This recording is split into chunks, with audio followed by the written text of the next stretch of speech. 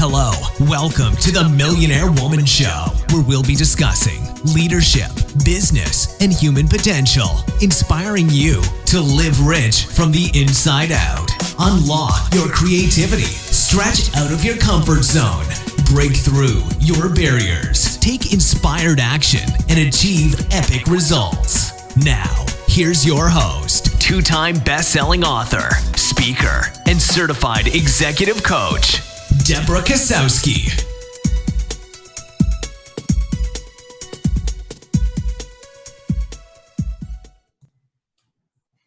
Hello, everyone, and welcome to the Millionaire Woman Show.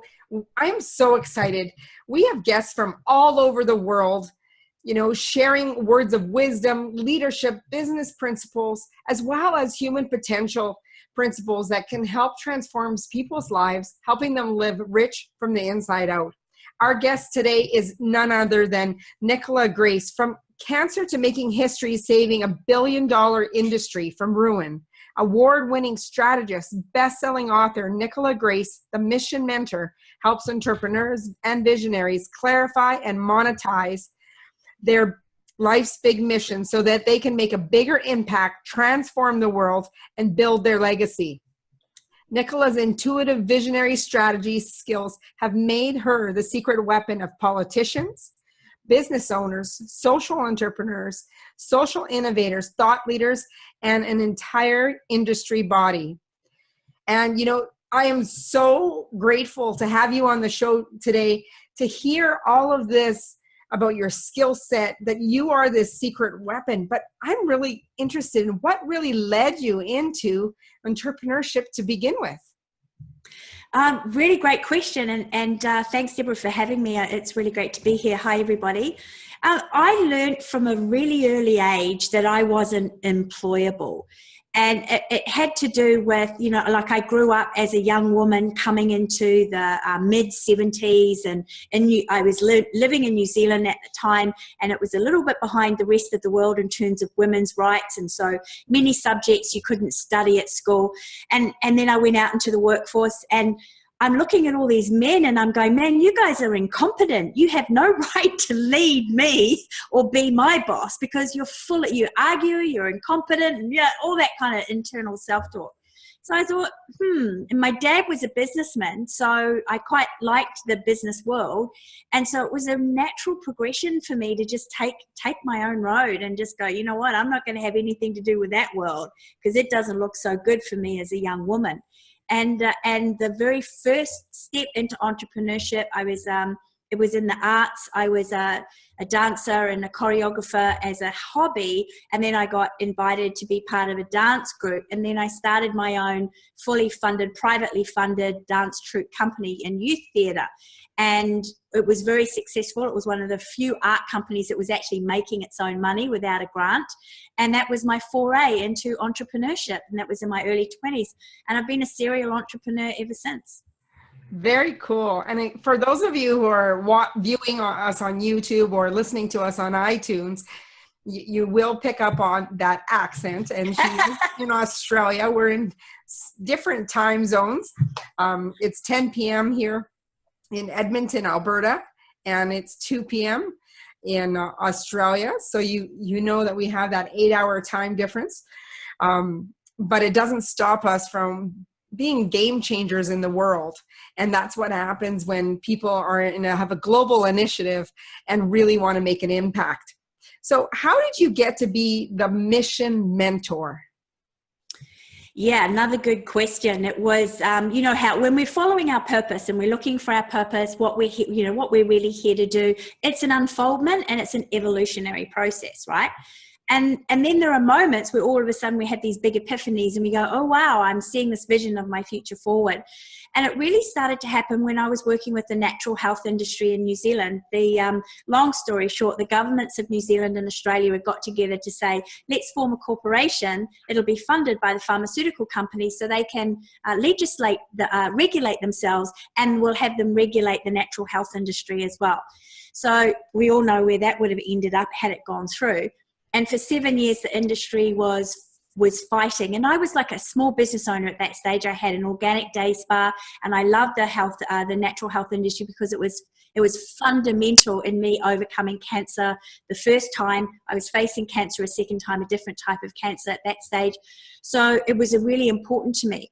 And I managed to get onto a board to discuss a strategy moving forward, because for 7 years they were unsuccessful and the legislation was about to pass into law.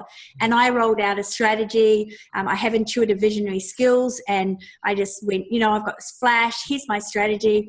And surprise, surprise, they actually backed me, and I rolled out the strategy, and within 6 months we defeated the legislation. And then everybody was saying to me, you're a woman on a mission, you're the one for this mission, you've got the mojo. And so that came up, that's where I came up with the idea of Mission Mojo. And then my brother said, well, that's a great win, but how can you apply that to business? Because I was in business. And then I had a friend who said, you need to know what the success factors were so you can teach change makers, people who are wanting to affect change in the world. How do you affect big change that makes big differences, especially when you're facing obstacles? So the big soup of all of those comments went together in me doing the self-discovery work, and I came up with being the mission mentor, because the fundamental reason why I believe I was successful within 6 months and the industry weren't comes down to several things. Firstly, I was coded to do it. Like, it's what I was supposed to do. We've all got something we're supposed to do. And when we're doing that, that's when we unleash our higher potential. So I was in my higher potential. And then secondly, I'm really big on working with the laws of nature. I mean, I think most people have heard of the law of attraction now, but there are many laws in nature. And when we align to them, we start to create a momentum and leverage in what it is that we're doing. So I came up with some formulas on how to put all of this together to apply it to social entrepreneurship, people who have got a business that wants to make change in the world at some level, whether it's with people's lives, or whether it's in the environment or the world at large. And I've just been rinsing and repeating that formula with people, and everybody's having, similar results. You get on track, what you're really here to do, you unleash that higher potential, you get better results. And the biggest thing that I've noticed, there's more and more businesses leaning toward having that social justice piece as part of their business. So how does a person build a social business that leaves a legacy that people will remember them for? Yes, and it comes down to several things, and I think the first thing obviously is always, what is your idea? And the best social business idea is your purpose. Like, what's your purpose, and how can that integrate into a business idea? And I think this is part of the reason why social entrepreneurship is really exciting right now. And at the same time, we've got a worldwide global movement of people waking up, wanting to know what their purpose is, and wanting to either have a career or a business in purpose, because these two ideas are meeting, because we're the change makers, like we're the generation of change makers that are going to change the world. So once you know what that business idea is, it's really important that you have a completely different monetization model from a traditional business, because you've got that social factor, and because you're making a difference, because it's based on your purpose, you need some other elements in the exchange. So to give you an example, traditional business is, I've got goods and services, and you're going to give me money, and I'm going to give you goods or services. In a social business, there's another level of exchange, and that is, I'm going to exchange purpose and a feeling that you're contributing to the greater good. So I'm not just going to give you something and receive your money. I'm also going to give you a feel-good factor that you're contributing to change in the world or to some kind of social mission. So that's really important. And more important, I think, for all businesses to go over into a social business model, because the Elderman Trust Barometer, every year they do statistics on where the global market is at. And last year in 2016, they found out that people are using this idea of purpose, or the need to contribute to the greater good, in their buying decisions. So if you're not offering your clients and your customers a feel-good factor that they're contributing to a greater good, or they're fulfilling some kind of purpose, here comes that throat I told you about, then you're missing out on 50% of sales, because they're saying 50% of audiences are using purpose as a barometer for buying decisions. Interesting. So, excuse me. That makes two of us. I know, look at us. We're still out there giving our message to the world. We're not letting it stop us. So how do you clarify your purpose? Well, the first thing is that we've got to know what purpose actually is. Because a lot of, we've got a plethora of coaches out there teaching about purpose and teaching it to narrow it down to a sentence. But when you think of life purpose, life isn't one sentence. It's a myriad of things. It's what we're here to do, what our talents are, what our gifts are, how we're here to learn, how we're here to expand, how we're here to express ourselves, what we're here to do. So there's all these elements that come together to create our purpose. So the first step in knowing what your purpose is to understand, well, what are all the elements that go together to make up my purpose? And then one by one, you begin that discovery process of what those particular things are. And I think most of us can know what our life lessons are as far as what that aspect of our purpose is, because all you need to just look at the patterns that keep repeating themselves. Like when you've got something that keeps happening over and over again, there's obviously a lesson there, right? So that would be part of your purpose, to give that lesson. And as far as business is concerned, the part of the purpose that I help my clients figure out is, how are you here to show up in the world? Specifically, how do you express yourself?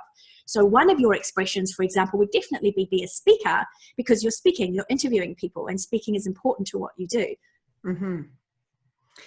Very interesting. So, you've talked about monetizing the purpose as well, but what is involved in expanding our vision to expand that financial experience? Expanding your vision to expanding that financial experience, man, it was the topic of my live stream this morning.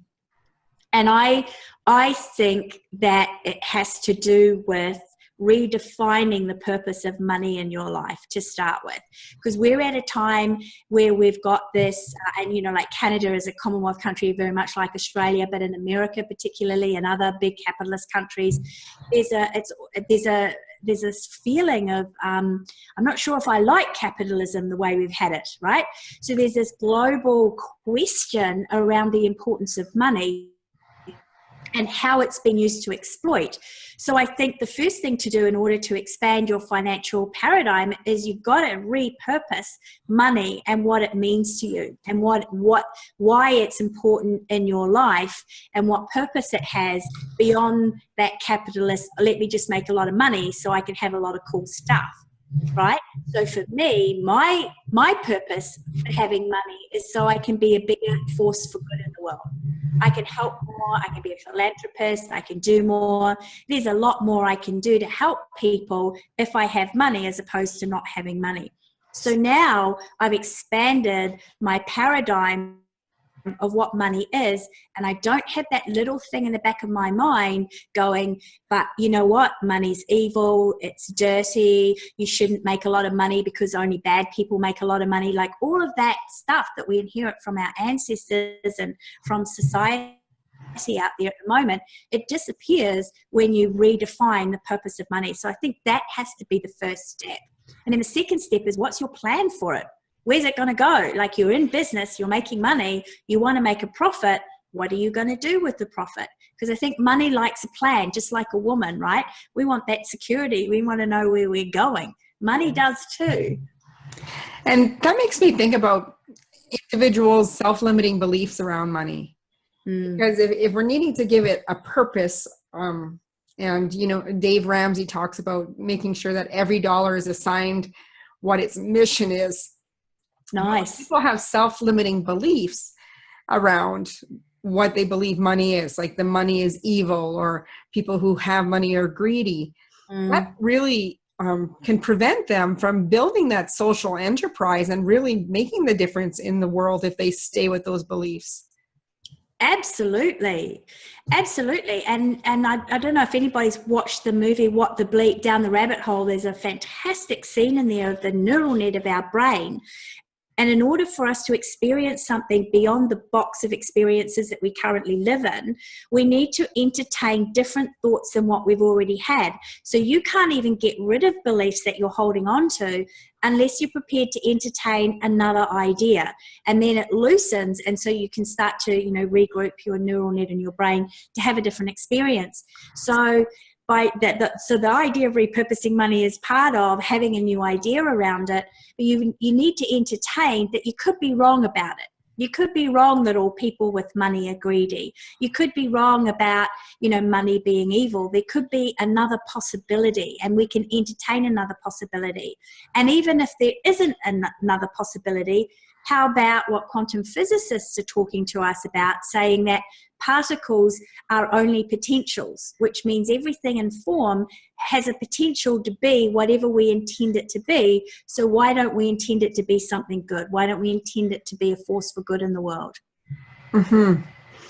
So speaking of making things a force for good, what are the characteristics for you that are part of being an influencer in the world?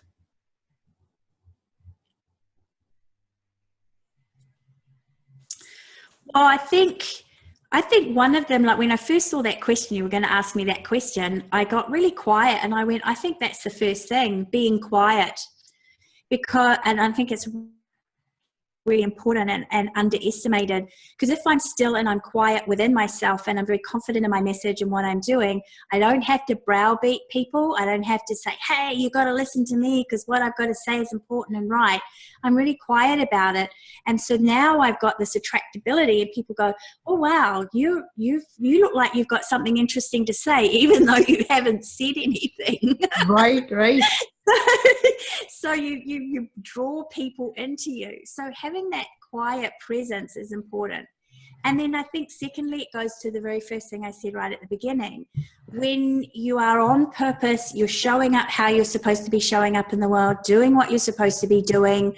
There's that thing that opens up in you where you tap into your higher potential, to just open your mouth and magic comes out of it. And you'll just go, wow, I'm stunning myself with what I'm saying right now. That's part of that wise counsel. Yeah. So I was on your website and you talk about the law of duality. Can you tell me a little bit more about that? Sure. I say that when anybody has a thought that something is impossible, the law of duality dictates that someone in the world is thinking how it can be made possible. So why not make that person you? Why don't you be the person that says, hey, there's a problem, and everybody else says, oh, it's so hard to solve, but I'm going to have the idea of how to solve it. So that, that's our dualistic world that we're living in, where you have a thought that gets counteracted. Now, we can see this in between our own ears. If you have a positive thought about yourself in the back of your mind, sometimes it's like, oh, yeah, right. Who are you to do that? Who are you to say that? And people who are successful have a quiet voice, or they don't listen to that voice. Whereas people who don't move forward listen to that other voice. So the duality is going on in our mind all the time. It's just what you focus on to be the dominant, which actually ends up being the experience that you have.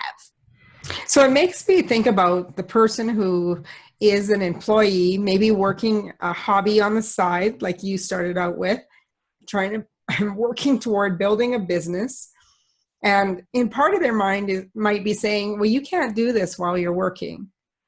But when you have that law of duality, it's saying, yeah, but there's people out there who are. So why not? Yeah, you? So that's exactly. a very powerful message for those people who think that it's never going to happen for them, or that they're thinking of quitting, because quitting's not the solution. Because once you're on a path with momentum and trajectory, you're going to take yourself very far. But the timing might take a little longer, but it doesn't mean it's not going to happen. And when that single opportunity comes, all it takes is that one opportunity to open the path to where you need to go. Absolutely. I think one of the most profound statements that I've ever heard, that is so simple and we hear it a lot and it has done me well, is never give up, never give up, never give up, never give up, never give up. Absolutely. And the other thing is, and I just with talking with you, I know that you're able to work with individuals and helping their shift their mindset. And that's one of the things that we do talk a lot about on our show is how can someone shift their mindset when they've been faced with rejection or they're making some money, but not the money that they want. Mm-hmm. What would you tell someone in that spot? Yeah, and look, you know what? I've actually been there. I mean, I've had moments in my life, and because you know, like I hear this story a lot. Oh, that's okay for you. You come from a good background, or you must have come from a wealthy background, and I didn't. And there have been moments where I can remember very distinctly. Things got so bad. I was living in the United States. I was in Florida, and I'm in Miami, and I'm at the gate where I have to give money for the tolls to get through that particular part of the highway. And I've got the money for the toll, but I don't have money for food that day. So I'm actually getting out of my car, looking at all of the change that gets dropped into the, you know, those big bins so that I've got enough money to buy food. So I had those moments where, how do I pull myself up from that? How do you go beyond that? And it has to do with this idea that Napoleon Hill says in his book, Think and Grow Rich. You can't afford the luxury of a negative thought. So for every negative thought you have, you've got to flood it with, well, that's not what I want. And if you can't believe in a positive thought, at least start talking about what you can believe in. Well, I believe there are other people out there that have solved this problem. And I can see that there are other people out there that have solved this problem, which means one day it's at least possible for me to have a different experience. Not only is it possible, it's exciting for me to consider the experience that I want to have. So you're starting to be your own coach, and you coach yourself out until you start feeling your vibration rise, and you start feeling happy, and you start feeling the possibility again. Because we have divinity within us, which means we have divine thinking within us. And there's no such thing as a shortage of money, only a shortage of ideas. And the only time that inspiration and those divine sparks can come through us is when we're lifting our vibration up, when we're starting to think more positively. And then you can go, oh, I can go to a toll booth and I can look on the ground to pick up some spare change, and then I'm going to have some food that evening. Right? Those kind of things. Start small, and then that can get scale. Oh, I'm in a business. Oh, I can go to that networking event, or I can offer my services to do this, or I can do that. Like, you get that divine thinking happening so that you take action on it, and then you get the ball rolling to increase, you know, whatever the financial paradigm is. So basically you're speaking toward your future. Yes. Yeah. And one of the things that I really want to pick up on and stress with our audience that you said, Nicola, is that pick something that's believable for you. Yeah. Because when you start from that place, that when you start from where you can believe, then you're able to look for the possibilities. Because I think what people do is they think so broad, and if they don't believe it, they're already talking themselves out, and they can't, excuse me. And they can't get themselves to that place once again. Yeah. And it was really profound moment in my life when I had a girlfriend. I was speaking to my girlfriend, and I was moaning and whinging and complaining about how it didn't matter what I was doing in my business, things weren't turning out. And I'm going, I'm doing everything they're telling me to do. And she said to me, well, how often are you counteracting your negative thinking with a whole lot of positive thoughts? Because right now you're so low, you can't afford the luxury of a negative thought. And you've just been speaking to me for 15 minutes with a whole lot of negative thoughts. So how active are you in counteracting your negative thoughts? Because if you're not active, then you aren't doing everything everybody's telling you should be doing. Yeah. And that was huge for me. And it really started changing everything. Just that very, very simple things that we say to each other that can just turn our lives around. So do you remember a single pivotal moment when you started making that shift and catching yourself and changing the language that you were using?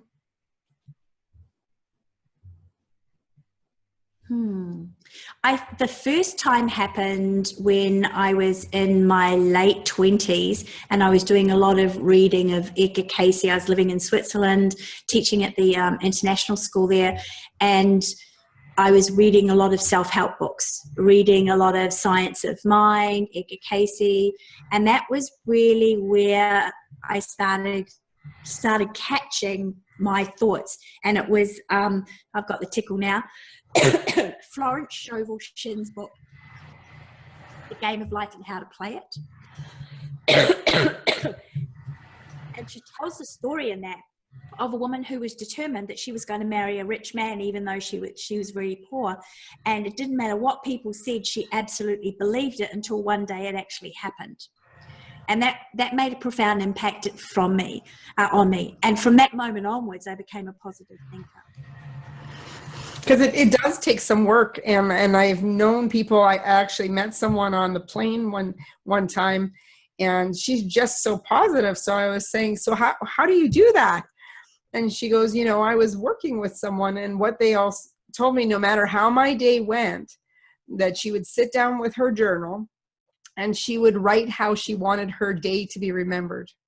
Oh, nice. And it was all in positive form of how it's to be, even if things didn't turn out, but it was exactly how it wanted, and looking forward to the next day.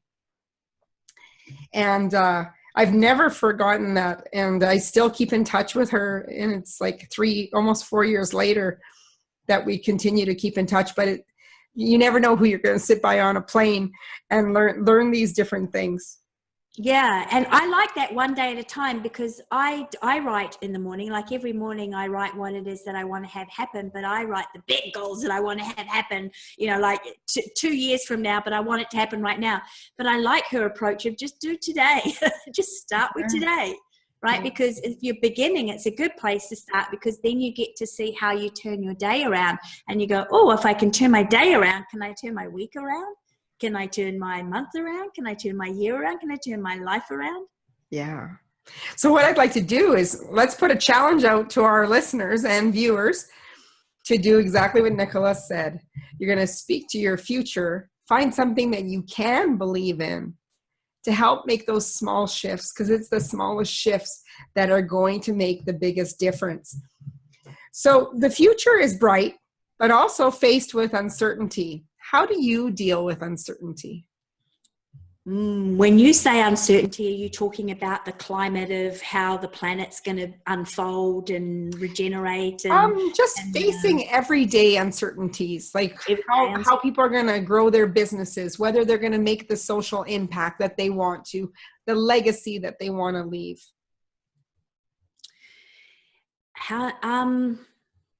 For me, personally, fundamentally, continuing on a path of education has been my way of feeling that I'm in control. So I feel like I have some kind of say over what my future is and how certain my future is going to become because of what I'm actually doing and how I'm continuing with myself. And then the other step is to have a business coach or strategic moments in your life to help you over the hump and get you further faster. And then the third thing I would have to say, because this is something I do daily, is that I check in with myself. I just check in with myself every day. I have this heart-soul connection that I do drop down into my heart, and I just sit very still and very silent, and I just listen to what's going on deep inside of me, because that's going to tell me if things are slightly off and I need to get a bit of clarity, or I need to get some education, or I need to take different action, or I need to change the tact of what I'm doing. And I look at my results on a daily basis to go, do I need to regroup? So I don't ever get to that point where I feel like I'm spinning my wheels going around and around in circles, because I'm strategically always making those corrections. So what I've really noticed in our interview, Nicola, is from the question about influencers to this answer that you just gave us now, to really, being in that place of silence, to really think things through, but also acting with intention with every action that you take. And that makes a huge difference when people aren't just doing random actions, that it's very specific in what they do. So you speak a lot about how we must monetize the purpose and mission-driven businesses in a completely different way from normal businesses if we want to make millions in a mission-driven business. Why is that? Because the old traditional business model has never really worked for a lot of people. So let's have a look at this. 1948, you had a 48, how funny is that? You had a 48% chance of failure, which means the majority of people succeeded in business. Since the GFC in 2008, it's gone from a 80% chance of failing to a 90% chance of failing. So that means that the business model is faulty, because we've had decades now of business coaches, the law of attraction, Think and Grow Rich, books, plethora of gurus out there telling you about mindset and how to be successful. But still, businesses are failing, and they're failing at an increasing amount. So to me, that says it's not the people that are at fault, it's the model that's at fault. So we've got to go back to how we're monetizing and what the business model is and do it differently. Because if we do it the way that everybody's been doing it, then you're in that statistic that you're more likely to fail than you are to succeed. So how do you monetize a mission-driven business? The part of it is for me, it's tiered. Like, we need to get away from the one show pony. So, okay, I'm a coach, I do this, or I'm a biscuit maker, I make biscuits. And then when biscuits are no longer needed and we all find out that we shouldn't be eating a lot of sugar, your sales go down. Or when coaches are replaced by AI, which is very likely because we've got, that's ramping up there with all of those expert AIs, then you're out of business. So we can't have a one-show pony business model anymore. There needs to be diversity, and there needs to be, I like to work with the laws of nature, so I'm working with septimal law of seven income streams, servicing the same niche, but serving it deeper. So what are you offering that has you leveraged and has you hedging your bets, so that if something fluxes in the marketplace, you've still got this avenue of income, and then you can build a whole other empire around that.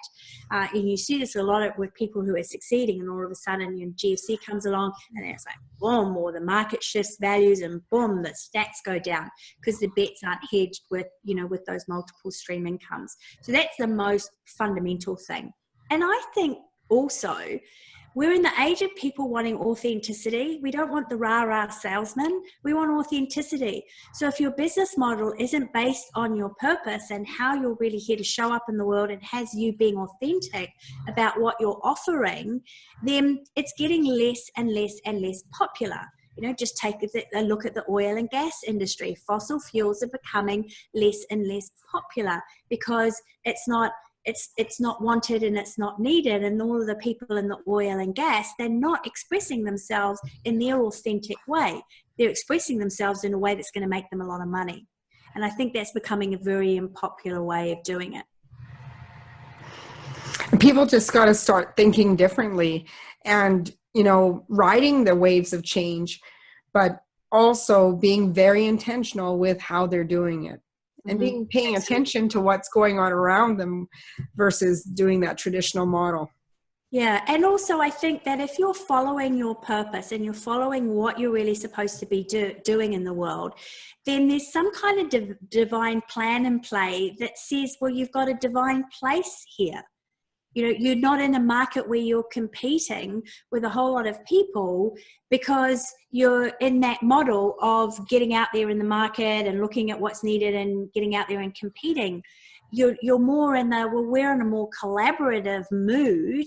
So over here in my purpose, like, I work with other people that teach about life purpose. I'm not in competition with them. And so now we're in collaboration, and you've got your spot, you've got your little piece of the picnic table that you're contributing to, and there's no competition because you're in your uniqueness. So if you were to start over again, what would you say would be a priority that all of us should start focusing on? starting a business all over again? Sure. Well, for me, it's got to be, are you doing what you're supposed to do? Like, have you answered that question? I feel right about what I'm doing. This is what I'm supposed to be doing. This is what I was created for. This is what I'm here for. That's very powerful. Because once people had clarified that purpose, like I said, that path just seems to open up and things become more effortless. Like, I know I can't necessarily speak for you, but I'm going to let you answer that. But for myself, when I have a chance to write, interview people like yourself, speak on a big stage and in front of anyone, actually sharing my message, none of it feels like work to me. Yeah, exactly. It feels like having, food and drink. It's just so natural. Yeah, I think that's a really good distinction too, that it's not that you're not working and you might be working hard or extra hours to get, to birth something, but it doesn't feel like work. It feels like, well, this is what I'm here to do and I'm enjoying it and I'm loving it so much and I'm just so filled with passion, and every day there's passion in my life, so there's no lack. So I don't have to go, 5 o'clock, I can stop now. Yeah. Or is anyone watching what I'm doing, kind of thing? Yeah. So I'm just going to put you on the spot for a moment. What are 1 or 2 books that have had the greatest influence in your life or business?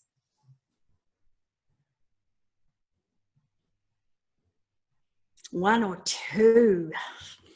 You can give me 3 if you want. I think the first book that had a major impact on me was Out on a Limb by Shirley MacLaine. That I read that book as I was preparing to do my big overseas experience and go to London on my own. And in that book, she has this friend teach her something, and he says, to get to the fruit of the tree, you must go out on a limb. And I've lived my life like that. If I want fruit, if I want excitement, if I want fulfillment, I have to be prepared to get out of my comfort zone and go out on a limb to get it. And I've lived a really rewarding life as a result of that. So that would be the first pivotal book. And I think the next book would probably be Megatrends 2000. Megatrends 2000 talked a lot about how we're moving into a high-tech world, and high-tech would mean that we would start craving high touch.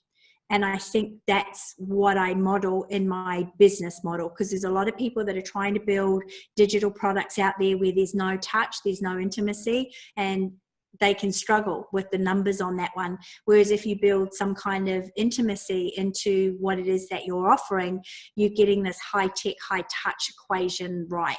So I've always known that whatever I was going to do past 2000 needed to have some level of touch, some level of whether you're touching people emotionally or, touching them with your message or touching them by working, a little bit more intimately with people, that needed to be there in order to succeed. I've never heard of either of those books, so now I'm going to have to check those out. So thank you very much for those references. So how can our audience stay in touch with you, Nicola? Best way to stay in touch with me would be to go to monetizeyourlifemission.com, and I've got a nice free gift there, and it introduces you to my formula in my world, and you can just flick me an email. You go in, you get that free gift, and then you've got my email, and you can forward my email. Otherwise, go to my website at nicolagrace.com. Thank you so much for joining us today on the Millionaire Woman Show. You've shared so many really important nuggets for people in any stage of business to think about where they're starting from, how they can be making an impact in their life. And if they're just getting started, it's even better time to rearrange their model in how they're going to give back in the world. So I really appreciate you sharing that, and also your personal insights into uncertainty about being an influencer in the world, because you are a game changer. You're the mission mentor. Thank you. Yeah. Thanks so much. Thank you, everyone, for listening to the Millionaire Woman Show and watching us here on YouTube as well. We would love for you to go over to iTunes, give us a 5-star high five, and write us a review, or send Nicola or myself an email letting us know what nuggets really stood out for you. It's because of you, our audience, that we bring guests on the show so that we can help impact your business, affect your leadership, as well as helping you develop and step into your potential. You can also go to my website at www.deborahkozowski.com, and you will get your free MP3 download of the 10 surefire strategies to boost your productivity and performance as well. There's many things. Get on the Success Secrets newsletter. You don't want to miss a beat. We are doing so many game-changing things here, and we want to be part of your story, your mission, and leaving a legacy and leaving that footprint in the world that you are doing right now. As Muhammad Gandhi said, be the change you wish to see in the world. And for my message for you is go out and make today great. And don't forget, step out of that comfort zone. Have a great day, everyone.